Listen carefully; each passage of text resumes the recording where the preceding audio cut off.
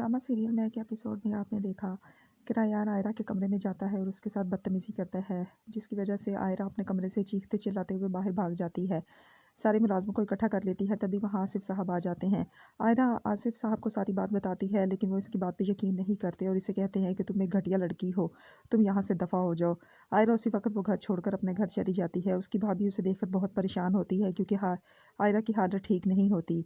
बाद में आसिफ साहब रायान को समझाते हैं कि मुझे यकीन है कि तुमने ये हरकत की होगी, क्योंकि आयरा ऐसा गंदा और घटिया इल्ज़ाम तुम पर नहीं लगा सकती।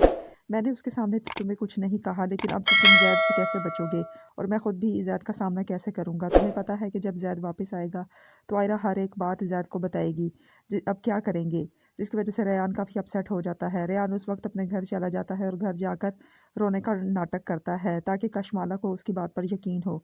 और वो कशमाला को ये कहानी सुनाता है कि मैंने उसे आज़ाद करने की कोशिश की, तुम्हारे डैड ने उसे कैद किया हुआ था और उसने मुझे पर इतना घटिया और गंदा इल्ज़ाम लगाया। कशमाला भी रेयान की बात सुनकर परेशान हो जाती है कि ये सब कैसे हो गया।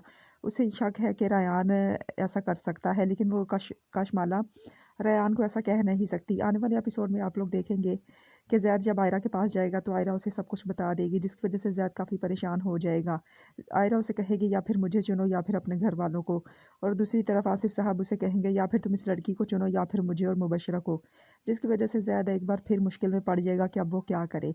क्योंकि जो सलूक आसिफ साहब ने आयरा के साथ किया है, आयरा अब उस घर में कभी भी वापस नहीं जाएगी और हो सकता है कि ज़ैद और रयान की भी बहुत ज़्यादा लड़ाई हो, क्योंकि ज़ैद अपने बाप पर यकीन नहीं करेगा, वो आयरा की बात पर यकीन करेगा और हो सकता है कि ज़ैद फिर से एक बार घर छोड़ दे और आयरा के साथ रहना शुरू हो जाए।